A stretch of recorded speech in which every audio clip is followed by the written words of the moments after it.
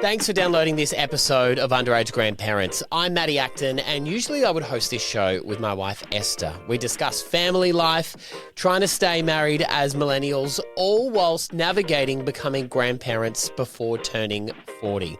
To learn more about our story, you can catch up on past episodes of this podcast. Today's a special episode because Libby Trickett is joining me as my guest. She's one of Australia's most decorated Olympians in the pool. And on today's episode, we talk about her life as a mum to 5 kids. I've decided I have a really high tolerance for chaos, which is how I've landed myself here. She's very honest, sharing her story growing up. I actually don't know that I've spoken about that much. It was an interesting phase of my life because my parents had divorced. And we talk about that moment when she was at the absolute peak of her career. I'd just unofficially broken the world record for the 100 freestyle, 2 days before my wedding. And it felt like the Australian media and public had turned on her and her husband Luke for the very first time. For good reason. Why the were we walking in the market? That is so... Sorry, my language. Welcome, Libby Trickett. Thank you. This is called Underage Grandparents, as you know. Which I love. Because our life is crazy and it's all about parenting. Now, no one knows this more than you. You have 5 children. Approximately 11 billion, yes. It feels like anyway. So you've got 3 girls, yes, 2 boys. Correct. Archie has just turned 1 2 weeks ago. Yeah, he has. It's wild. So I have between the ages of 10 and 1. And you know when you first have kids and it's like, oh, I'm going to have 1 or 2. And I think before Luke and I, my husband and I had kids, I assumed that we would have 2. 2 was going to be it. And after my first poppy, I was like, I'm never having another one. I'm like, what is this? What have I done? I'm never sleeping again. This is awful. I mean, he's like, that was easy, man. What are you talking about? What are you talking about? And we were like, she got to, I think she was probably just over 1. And we're like, we need to give her a sibling so someone will play with her. Yes. That's not us. Mm-hmm. And then after Eddie, our second daughter, it was so weird because both of us were like, actually, I don't think we're done. Yeah, and it was really weird because we just assumed that 2 was it. And we were perfectly happy with 2 girls. And then we ended up going for Bronte. We had Bronte less than 2 years. There was 20 months apart between Eddie and Bronte. Mm-hmm. And it was so funny because after Bronte, I then felt like there was someone missing in our family. And I had to campaign for our 4th for 18 months. Right. And I finally twisted Luke's arm. See, I always thought it'd be easy to, not convince him, but to get him to. Well, you can manipulate, can't you? Yes, exactly, yeah. No, but it took me a long time to actually convince him to go for number 4. And then bloody Alfie, our boy, was 12 months old and he's like, I think we should go for number 5. Wow. I'm like, so I bloody campaigned for 18 months and then 18 seconds later I say yes to baby number 5. Does that mean, is someone on a number 6 campaign at the moment? No, we're absolutely done. Okay, right. Everyone is at our capacity. Right. So what have you noticed then? 2 to 3, they say, is not a big jump. 3 to 4, is that the big difference or?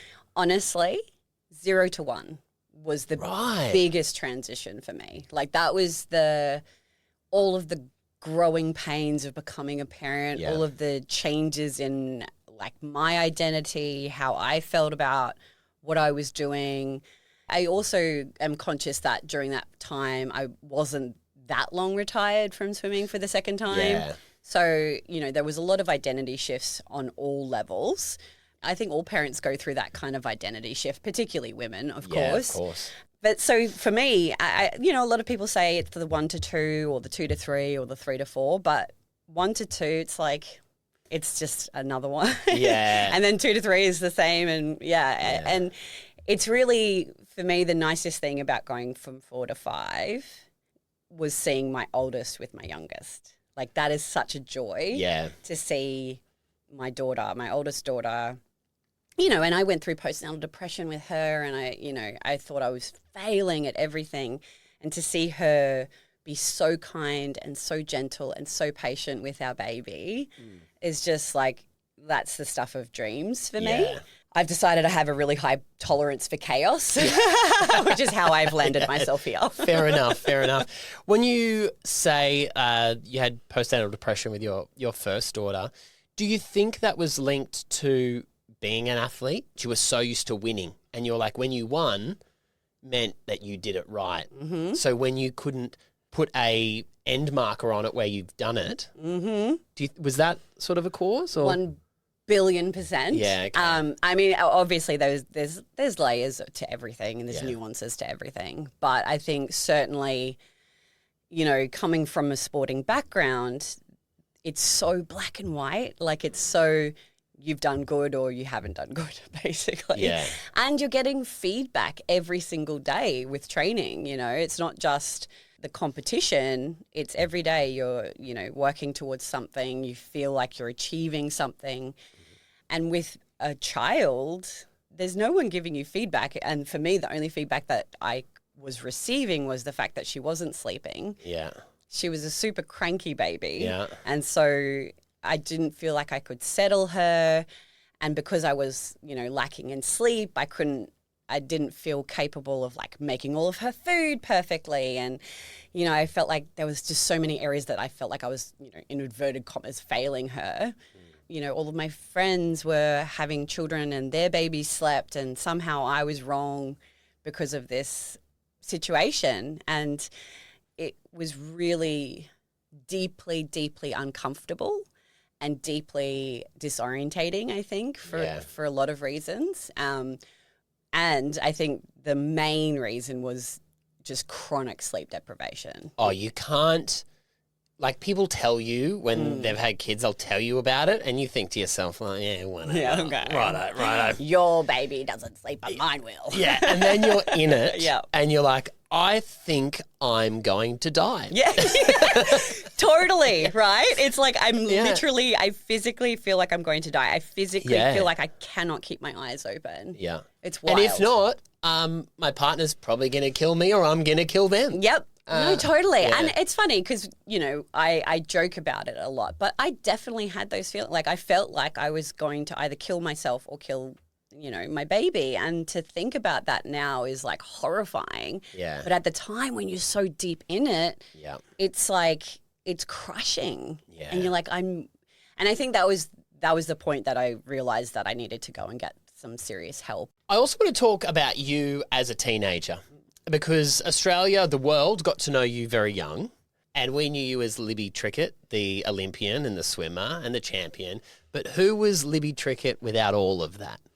I was Libby Lenton, no. Yeah, well, of course, Libby Lenton, yes.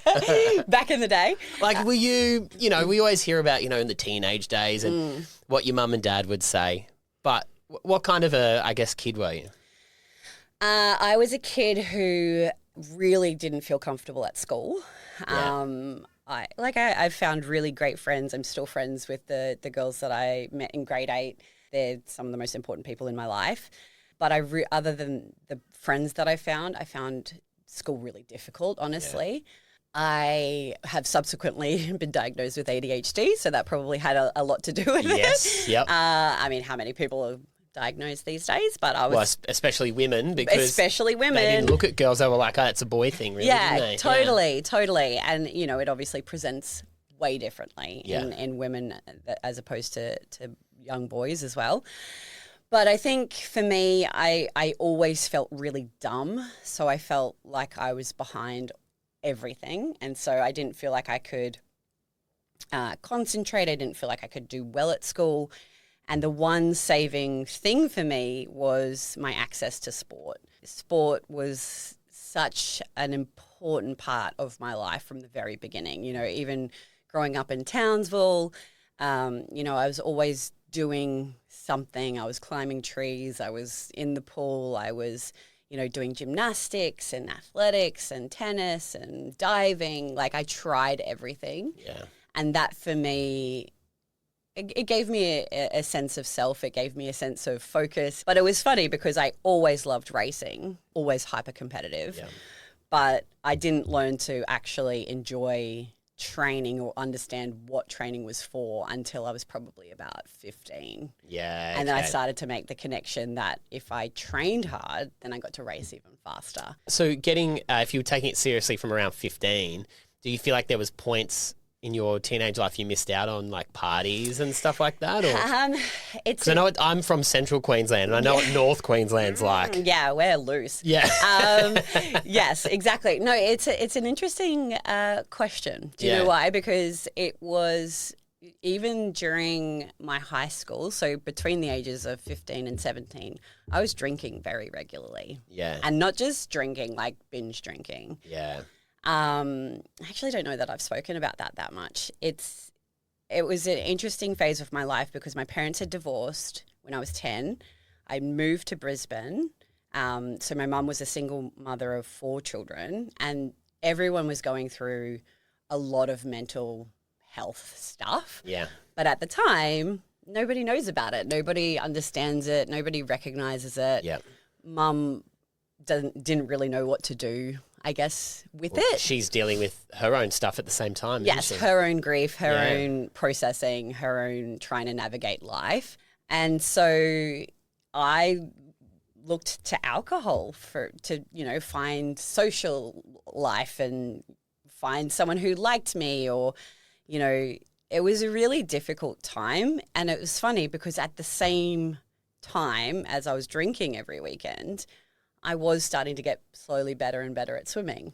I could see these paths that I was on, and it was so clear that it was such a distinct path. It was this path of partying and this path of swimming. And it wasn't until my final year at school and I had decided to change coaches. So I had discovered my coach, Stefan, and he basically said to me, you need to start obviously doing more sessions, for one.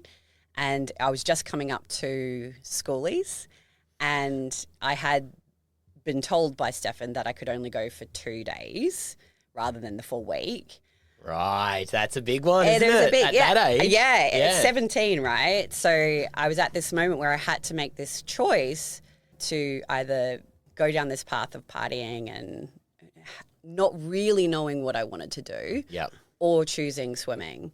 And I chose swimming, and I'm forever grateful that a 17-year-old me made that choice. Many wouldn't. Yes, and it's such an unknown. Even though I didn't necessarily know what that other path would have led me to, I just know it wasn't as positive as what the swimming, even though that was completely uncertain as well. Well, it turned into 4 gold medals, 1 silver medal, 2 bronze medals. Here's a curveball question for you.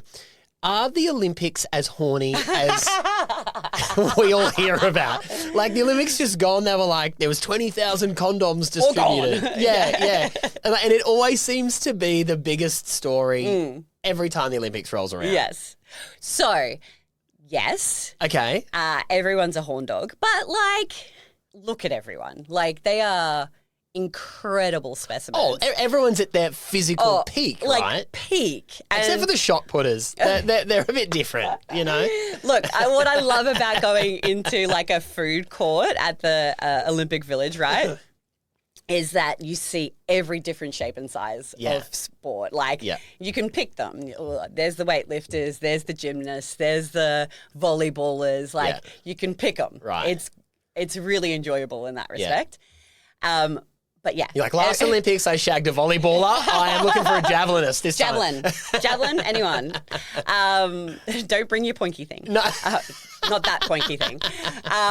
But yeah, no, it is. Everyone's at their absolute physical peak. I had met my husband when I was 17. So for me, not a horn dog time. Of course. But from what I've heard, shit gets But is that not awkward because you share rooms as well, right? You get matched up.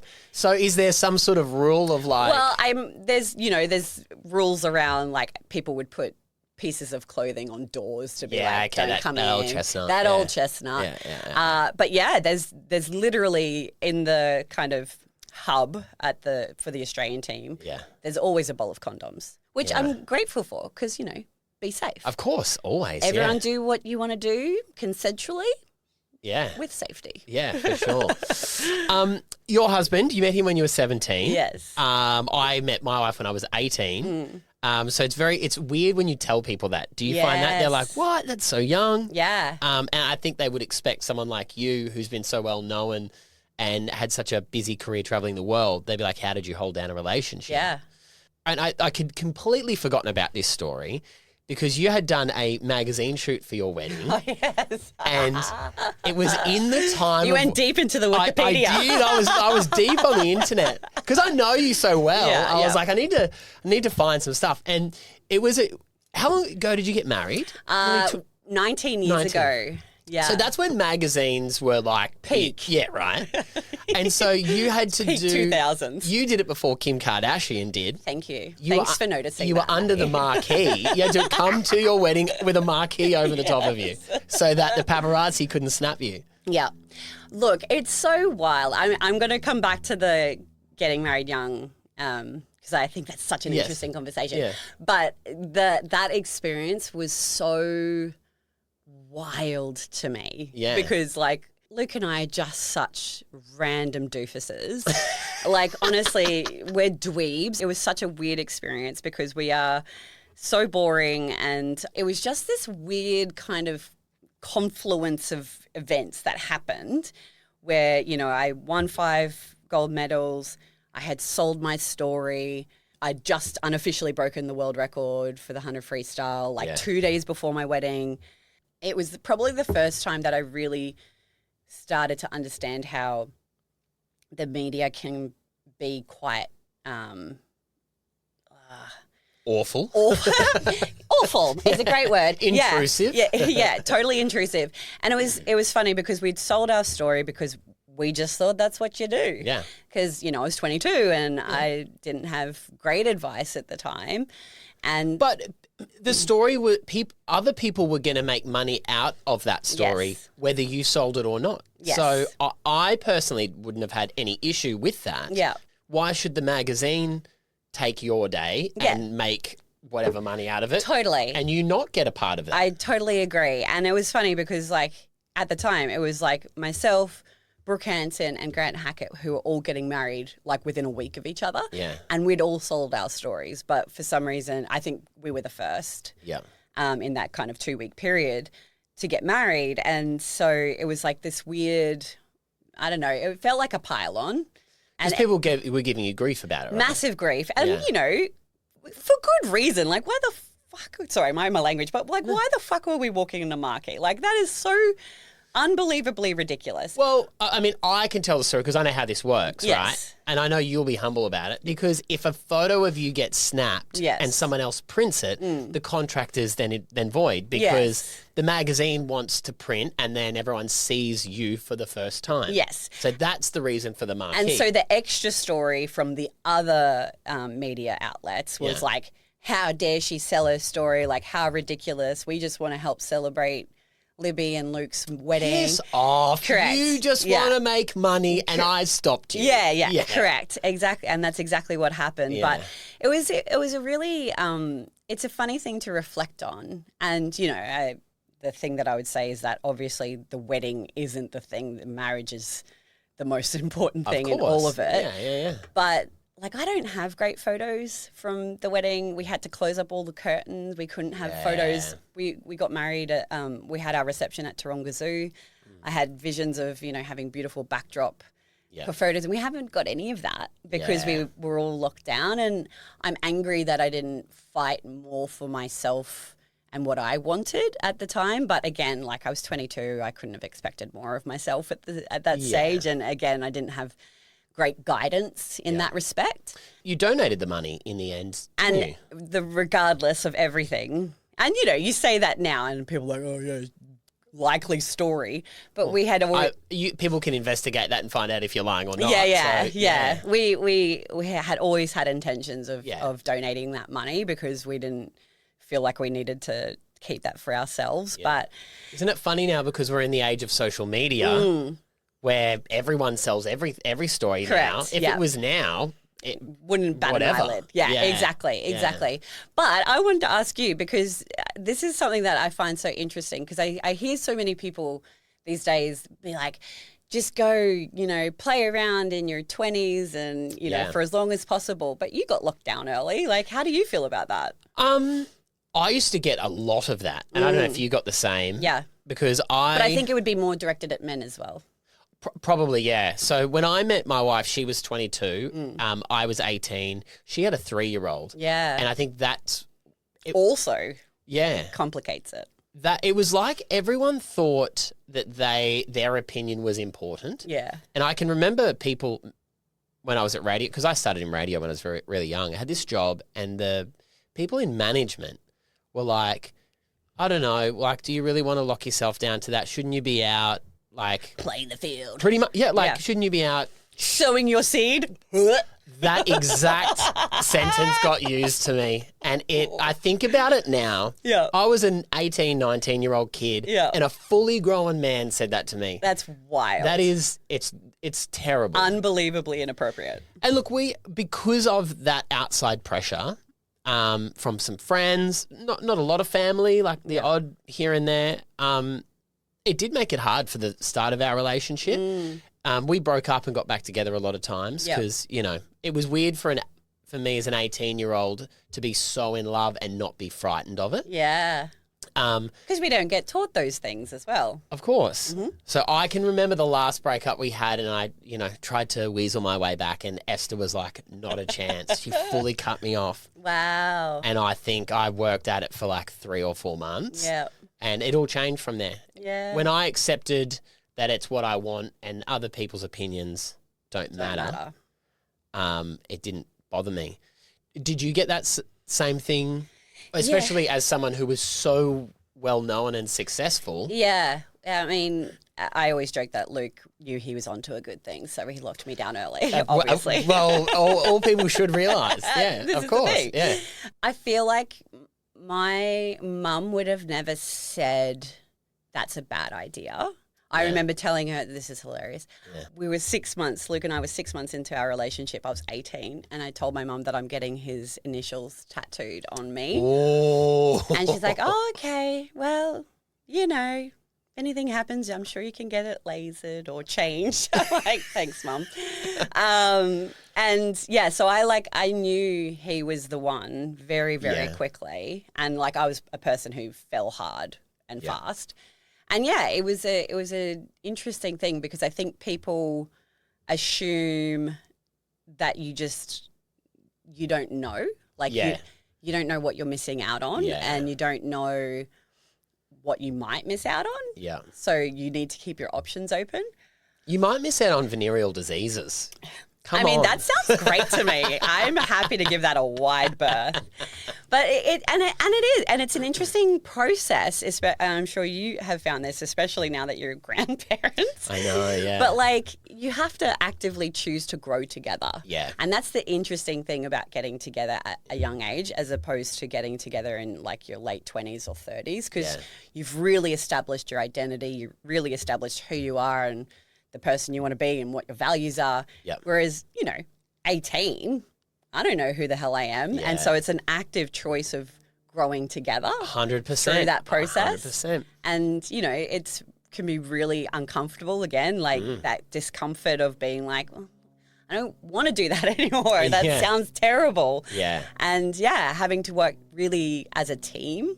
And it was funny because Luke and I are both swimmers, so we're both individual athletes. Of course, yeah. So it's the first team that we've kind of ever really been on. Yeah. Do you want to know something weird? So my son, that little boy who was 3, he's now 24. As you know, he's got his own baby and he's married.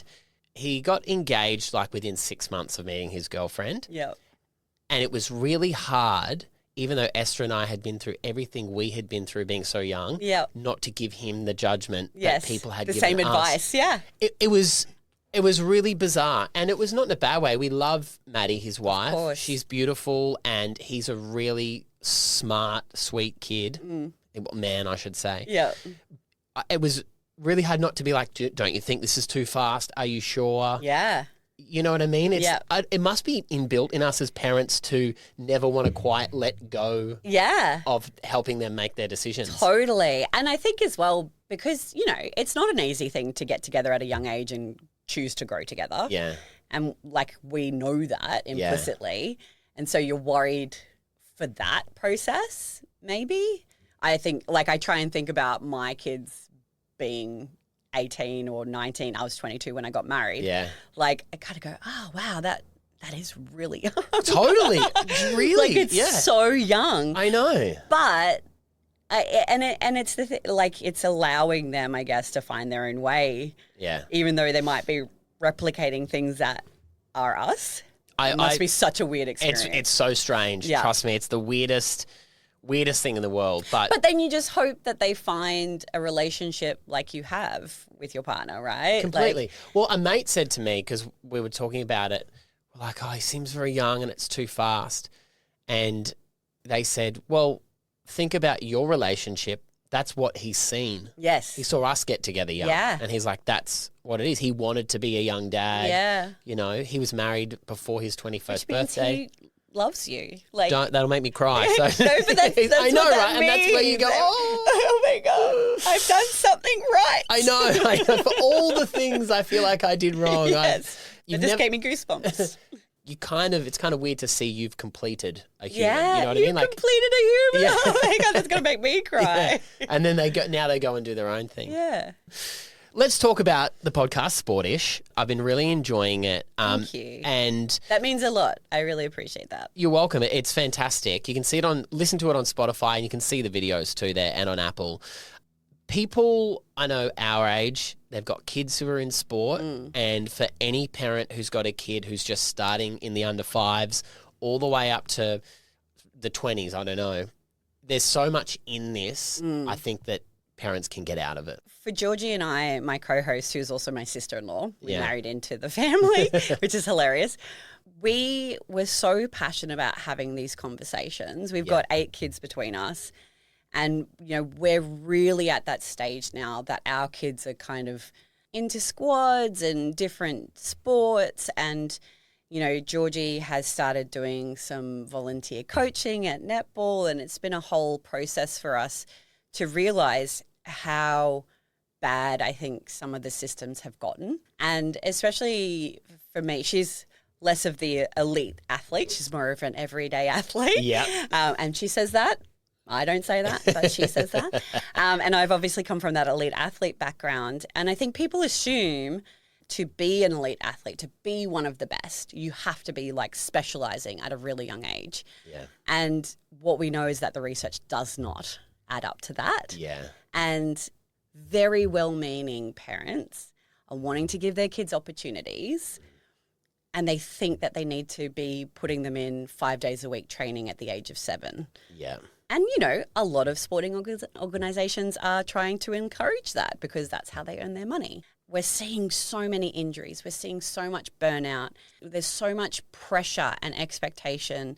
And there's just, you know, the research that we've been kind of banging on about is that at the age of 12 in Australia, 70% of kids are playing sport. Great, amazing. By the time that they're 20, that drops down to 20% of kids are playing sport. Wow, that's terrible. It's a 50% drop off. And predominantly that participation cliff happens at around the age of 14. That makes me so worried for this generation of kids because, like, at a time when high school is, again, so much pressure, so much expectation academically, to remove something that we know is so good for their social connection, for their physical health, for their mental health. There are so many wonderful aspects of sport that can help during that really important period of their life, and they're dropping out. Well, it's interesting you say that because I've done some work in the mental health space with young men, and there was a father I met and he had lost his son and he had issues at school. And he said all parents should make sure their kids have friendships in lots of different places. Absolutely. You might have troubles at school, but then they kind of go out the wayside because you go and play footy or soccer. Correct. You know, you go, oh, everything is actually all right. That's exactly right. Like for me, through my high school, like my girlfriends were amazing, but I felt crap at school. Like I felt so uncomfortable most of the time. Yeah. But then I could go swimming and I could feel, for one, just at home in water. Like I always talk about water feeling like I go home. Not only that, but then I felt like I could focus, and then I felt like I was good at it, and then I felt like I could work on it. And so sport is such a powerful vehicle for so many elements of our mental health and obviously physical health. And if we're just putting this one pressure to be an elite athlete, when we know like 0.0 something % of kids make it to that top level. Of course. Like almost no one makes it to that top level, right? Yep.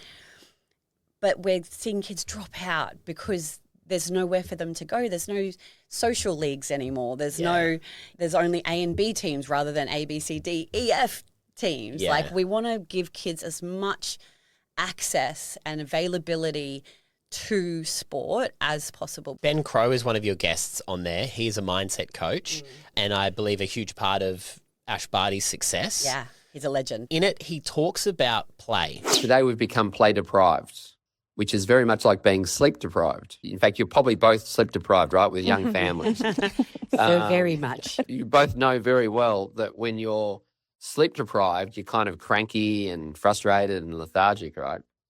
When you're play deprived, you're also cranky and lethargic. Because of that, most of us are actually in the fear state rather than the play state. So then the goal as humans is how do we get back into the play state? Play is finding the time and space for curiosity, creativity, and experimentation to flourish in this moment. So we are so deprived of play because everything is just bills and work and, you know, the next fancy thing that we can buy to make people think that we're better than we are, right? Yeah. And so we're so focused on all of these external things rather than filling that part of ourselves that is just purely joy. Yeah. And so, you know, Georgie and I talk about it. We talked about it heaps with Ben, but also with a number of the other guests who we talked about rediscovering sport and play as adults. Because, you know, I think there is a period of our lives when we're having kids and it's work and it's mortgages and all of that sort of stuff. And then you start to kind of slowly come out of that kind of cave of despair. Of the really, really young kids. Is that some light? Yeah, I'm like, I see the light. I can see it. I can feel it. It's fresh. Yeah, exactly. And you kind of go, oh, okay, I can maybe start to think about taking up a new sport, or I can start to think about... For men, it's golf. Yes, or pickleball. Yeah, pickleball. Fastest growing sport in the world, just ask them. Oh, like, it's so cool. But no, I think it's like the kind of coming of age of those sorts of games. Yep. And they're games, like it's not about Masters World Championships or, you know, half bloody Ironmans or full Iron. Like, who has time to train for that shit anyway? Yeah, not me, I tell you what. Oh, no, it's awful. Yeah. But... like pickleball, great, amazing. Let's just pick it up and go for it. Like, let's find that sense of play. Let's find that sense of joy. Not everything needs to be about, and I say that as someone who loves to achieve and loves to grind and work hard and all of that sort of stuff. But like, it should be like, there should be so much more play in our lives. And that's what we're kind of, aside, our secondary purpose, aside from the kids' participation piece, is helping adults find that sense of play. Yeah. I think parents, we need to be really careful as well when we've got kids in sport. My daughter does dancing and touch football. Yep. She's a bit younger, she's 9, but my son has just started high school. I coach his rugby league team and I love rugby league. I grew up playing it and I love being back around it again. That I'm getting a sense of... It's so fun, isn't it? Yeah, like I'm getting that same feeling I got as a kid being involved in it. But one of the struggles I have had is, you know, there's been a parent or two who I can see that they're ruining it for their child. Yeah. I don't know how to talk to them and go, hey, like, just back off. Yeah. Honestly, I think you say that. Yeah, maybe you're right. Yeah. Like, you know, this is coming from someone who hates confrontation. Yeah. And absolutely would not have that conversation. Yeah. I send Georgie in to do that. Of course.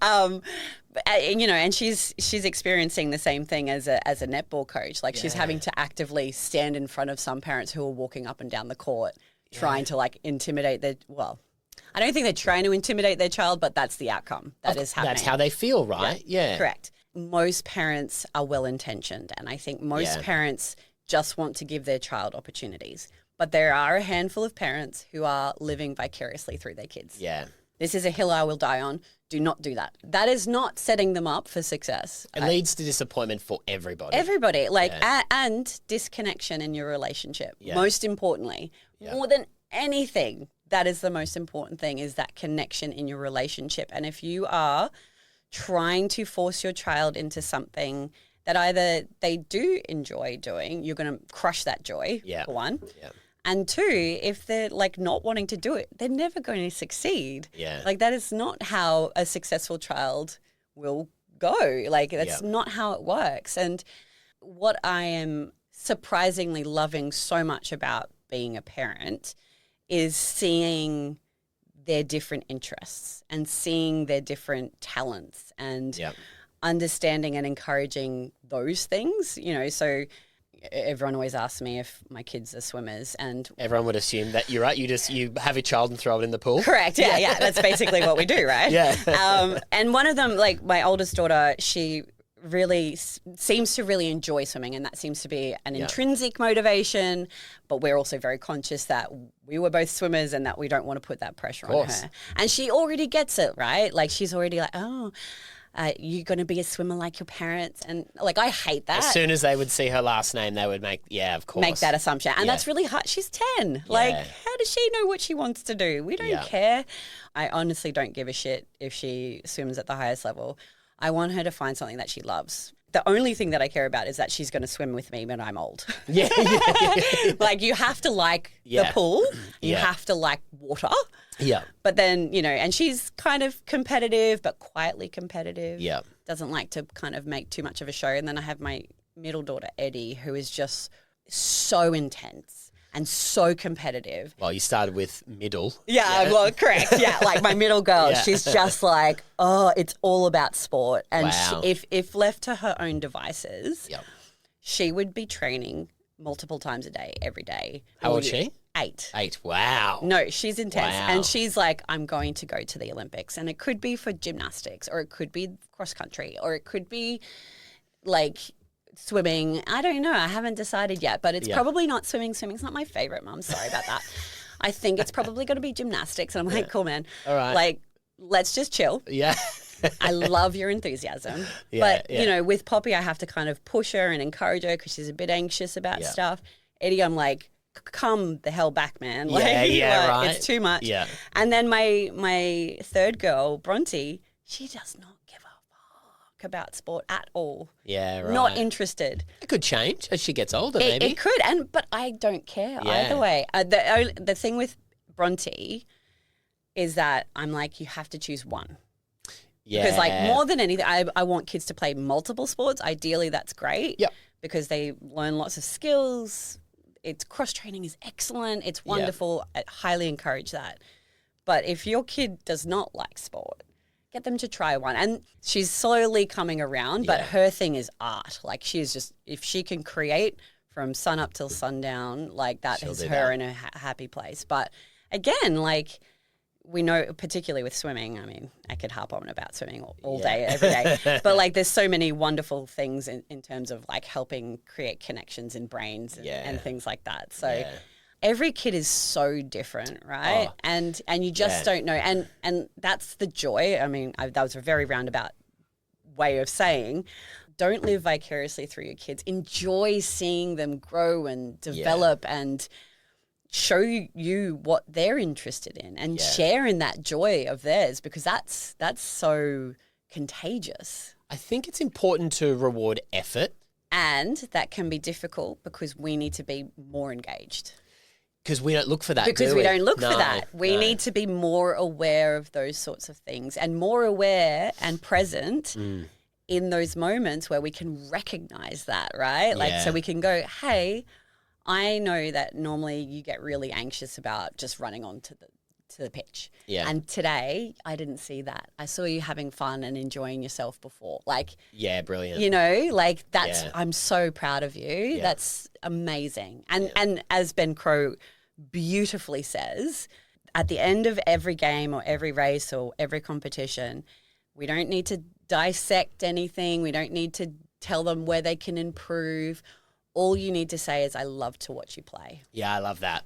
Like that, Yeah. like that is such a powerful, again, connection to Jen Muir, who is a parenting expert on our podcast as well, talks about the connection with our children. And like more than any performance, more than any achievement, more than anything, that is the most important thing. So if you keep coming back to the connection piece, you just play the role of parent, not coach, you'll be in really good stead for helping our kids connect to sport and have that lifelong love of it. Well, Sportish is the podcast. It is fantastic. I cannot recommend it enough. Get on there.